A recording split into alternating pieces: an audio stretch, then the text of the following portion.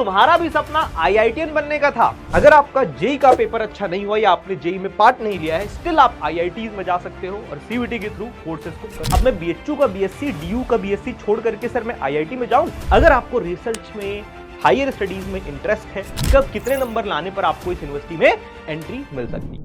Hello बच्चों, क्या हाल चाल? बढ़िया एकदम। मैं आप सभी का स्वागत करता हूं on this amazing platform of physics वाला। क्या तुम्हारा भी सपना आईआईटीएन बनने का था और किसी कारणवश आपका पेपर अच्छा नहीं गया आईआईटी जेई का, या आपने पेपर ही नहीं दिया, तो यह सपना आपका पूरा कर सकता है सीयूईटी। जी हां, बिल्कुल सही सुना बेटा आपने। आईआईटीज के कोर्सेज भी आप सीयूईटी के थ्रू कर सकते हैं। आज के इस सेशन में मैं इसी टॉपिक पर बहुत डिटेल में बात करने वाला हूं कि कौन से वो कोर्सेज हैं, कौन सा वो कोर्स है जिसको आप आईआईटी से परस्यू कर सकते हो अपने सीयूईटी स्कोर के थ्रू। जी हाँ, तो आओ बहुत डिटेल में उसके बारे में हम बात करते हैं। बहुत सारे बच्चों का ऐसा डिमांड रहता है कि सर आप प्लीज हमें गाइड करो कि कौन से कोर्सेज हम आईआईटी से कर सकते हैं। तो ये बहुत अच्छा एक अपॉर्चुनिटी है आप सभी के लिए, तो मुझे लगा आप लोगों को इसके साथ ये चीज शेयर करना चाहिए। तो बिना जेई दिए आईआईटी का सफर आप तय कर सकते हो, आप आईआईटीएन का टैग ले सकते हो। जी हाँ, बिल्कुल सही बात है। सीयूटी 26 के जरिए देश के शीर्ष संस्थान यानी इंडियन इंस्टीट्यूट ऑफ टेक्नोलॉजी में आप एंट्री का शानदार रास्ता है बेटा, थ्रू सीयूटी। बहुत ध्यान से सुनना सारी बातें। एक ऐसा नया एडवांस कोर्स है जिसकी इंटरनेशनल लेवल पर यूएसए, यूरोप पर भारी डिमांड है, और ये रिसर्च ओरिएंटेड कोर्स है आपका। हम बहुत डिटेल में भी बात करने वाले हैं, ठीक है। जो छात्र साइंस और रिसर्च में अपना करियर बनाना चाहते हैं, बहुत अच्छा ऑप्शन है उनके लिए।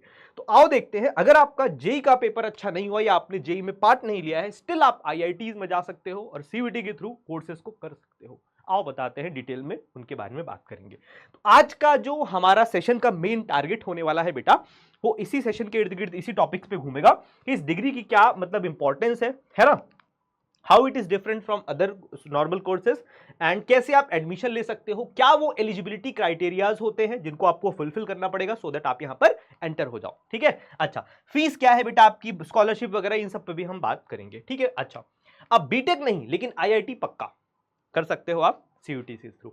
तो सीयूटी 26 के माध्यम से आप प्रवेश ले सकते हो इसमें। बीटेक के लिए जेई एडवांस जरूरी होता है, आप जेई मेंस पहले देते हो, फिर जेई एडवांस का पेपर देते हो, उसके बाद आप आईआईटीज में एंटर होते हो। बट इस कोर्स के लिए आप सीयूटी के जरिए भी आप सीधा दाखिला आपको मिलता है।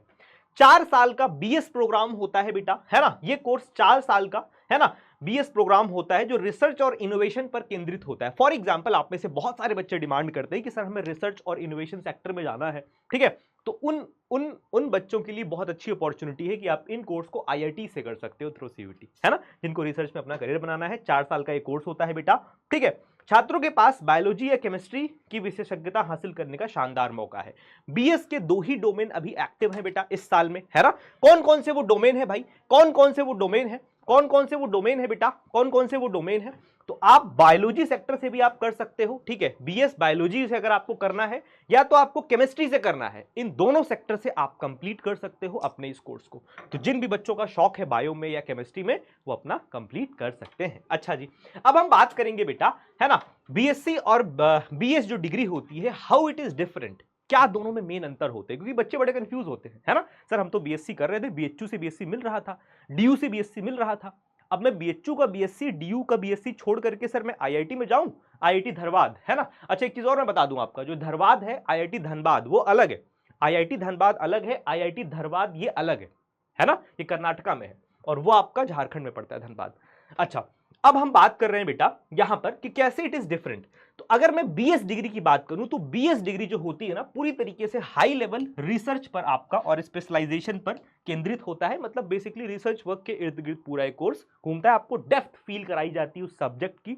फॉर एग्जाम्पल मैं केमिस्ट्री की बात करूं या बायो की बात करूं, तो इसमें आपको रिसर्च लेवल के चीजों को पढ़ाया जाता है, बहुत डेप्थ में, डीप में चीजें पढ़ाई जाती हैं, ठीक है। अच्छा, बेसिक और मॉडरेट अंडर ग्रेजुएट डिग्री है, बट इसमें भी आपको सब्जेक्ट का नॉलेज कराया जाता है, बट उतना डीप में नहीं जितना आपको यहां पर कराया जाएगा, इसीलिए मैं बोल रहा हूं कि रिसर्च ओरिएंटेड कोर्स है।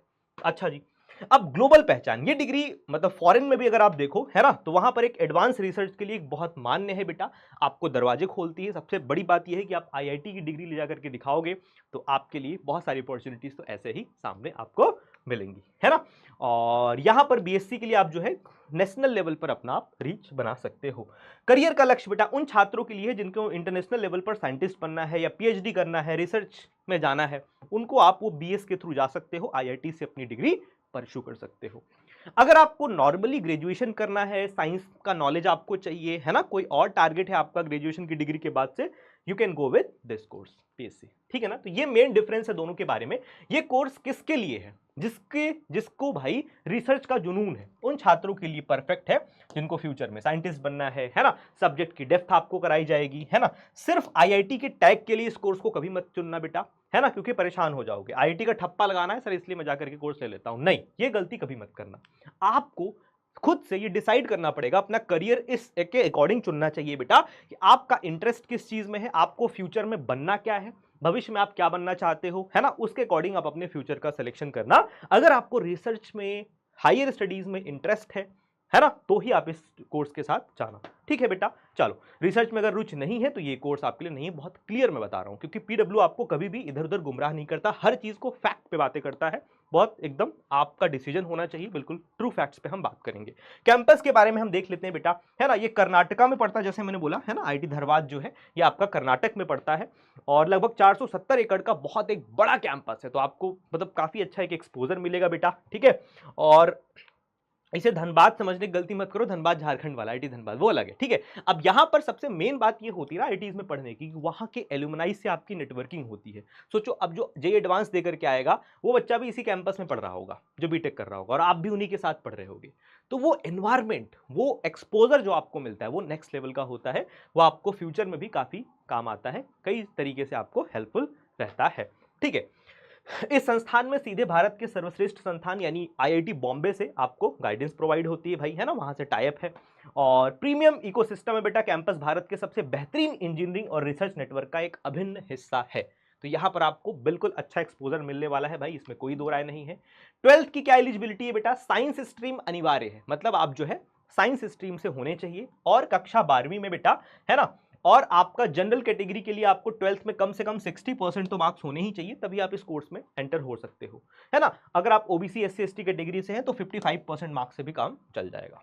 अच्छा जी, अब हम बात करेंगे कि सबसे जरूरी नियम क्या है। मैथ्स अनिवार्य है ना। तो एलिजिबल कॉम्बिनेशन क्या है? एलिजिबल कॉम्बिनेशन क्या है भाई?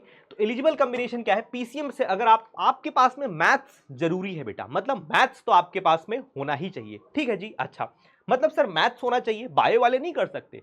अगर आपने अभी बताया सर कि आप बीएस बायो से भी कर सकते हो, तो बायो के लिए तो हमारा 12th में हमारा पीसीबी था, तो नहीं बेटा, मैथ्स आपको जरूरी है इस कॉलेज में एडमिशन लेने के लिए।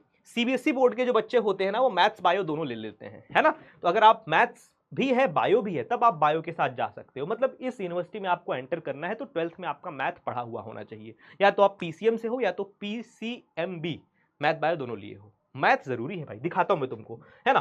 तो ये आपकी सीयूटी की वेबसाइट है, आप यहां पर यूनिवर्सिटीज में जाएंगे बेटा, मैं आपको लाइव ही दिखा देता हूं। सेंट्रल यूनिवर्सिटीज में ही इस यूनिवर्सिटी को टैग किया गया है, आईआईटी धनबाद ये रहा आपका, है ना।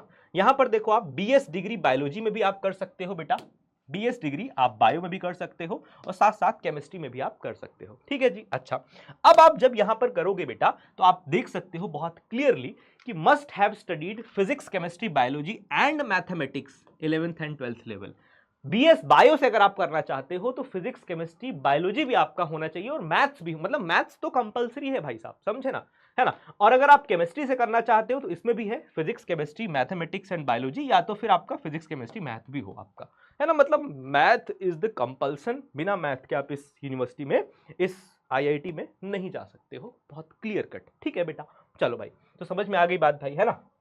एलिजिबल कॉम्बिनेशन अगर आपका पीसीएम है या फिजिक्स मैथ बायोलॉजी दोनों बहुत ज़्यादा अच्छे लेते हैं तो मैथ्स तो आ ही गया, यू आर एलिजिबल, है ना, बीएस बायो के लिए।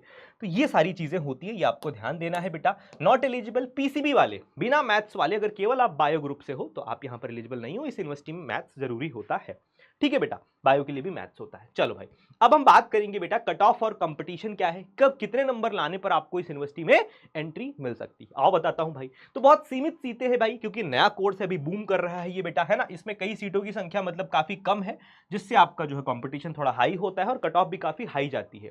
तो इस कोर्स में एडमिशन के लिए केवल एक ही पेपर के नंबर आपके देखे जाते हैं। अगर आपको बीएस बायो करना है बेटा, तो केवल बायोलॉजी के पेपर के नंबर आपके जितने भी होंगे सीयूटी में 250 में से, उसी के आधार पर मेरिट बनेगी।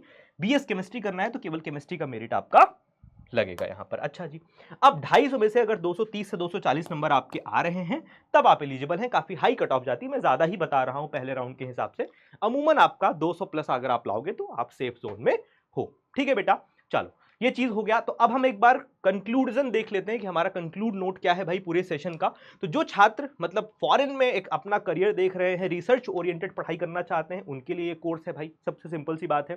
तैयारी आपका, अब तो एग्जाम तो हो ही गया है, तो एटलीस्ट आपका 200 या 230 प्लस मार्क्स अगर आप ला रहे हो 250 में से, तो आप यहां पर एंटर हो सकते हो, है ना। और इस चीज को शेयर कर सकते हो अपने दोस्तों के साथ जिसका सपना था आईआईटी बनने का, बट उसने अगर नहीं जेई क्लियर कर पाया या फिर नहीं एग्जाम दिया था, सीयूटी का एग्जाम दिया है, तो यहाँ के थ्रू भी आप वहां पर पहुंच सकते हो, आईआईटी की डिग्री ले सकते हो।